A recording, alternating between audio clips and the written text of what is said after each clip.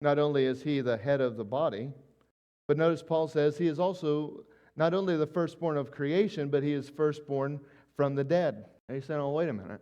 There were others that have been resurrected, in which you would be spot on to say that. For instance, in the ministry of Elijah, we think of the widow's son in 1 Kings 17, or even perhaps more fresh on our minds is the raising of Lazarus by Jesus shortly before his crucifixion in John chapter 11. But these saints that were raised back to life then returned to mortal life to die again. But can you imagine being Lazarus? I'd be kind of bummed. Because whenever you're raised back to life, Lazarus is raised back to life. He's not raised to a glorified state. He's put back in the situation that he's just left. You know, many of us, we don't want to die once. Lazarus had to die twice. Don't know if he was a charming individual after that. Not sure that I would have been. They returned to mortal life. They died a second time. But when Christ was raised from the grave, he rose to never die again. When Christ rose from the dead, he did so to a glorified state. He is the firstborn from the dead in that he alone possesses power to conquer death and to rise by his own divine power. He is the first of the resurrection because his mission in being raised from the dead, not only to vindicate who he is and what he has done on the cross, but also to bring with him a people. As Paul says in 1 Corinthians 15, that when Christ rose, he did so as the first fruits of those who would then follow him.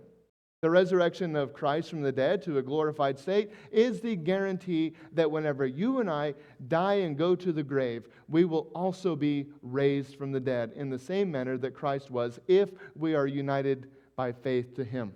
But there's another wonderful truth that we so often miss. That not only by calling Jesus the firstborn of the dead is he guaranteeing the resurrection to a glorified state of believers, but there's also a sense in which believers partake of the resurrected life of Christ long before our bodies enter the grave.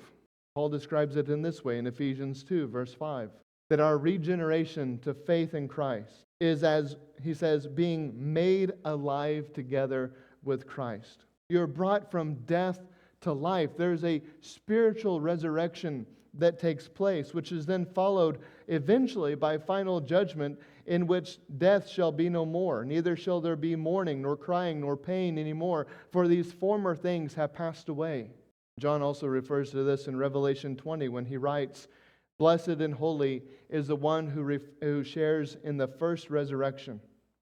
Over such the second death has no power, but they will be priests of God and of Christ, and they will reign with him for 1,000 years." The first resurrection then refers to that spiritual life when we as believers first believe we are brought into spiritual life from spiritual death by the power of the resurrected Christ. And so Christ is supreme, both in creation as well as in the church. There is no realm, we said this last week, there is no realm over which Christ does not exercise sovereign control. And therefore, he must always be supreme in our doctrine, what we teach from this pulpit, what we sing from the pews. He must always be supreme in our doctrine. He must always be supreme in our devotion. Our lives, if they are united to Christ, must be lived entirely for him and for his glory.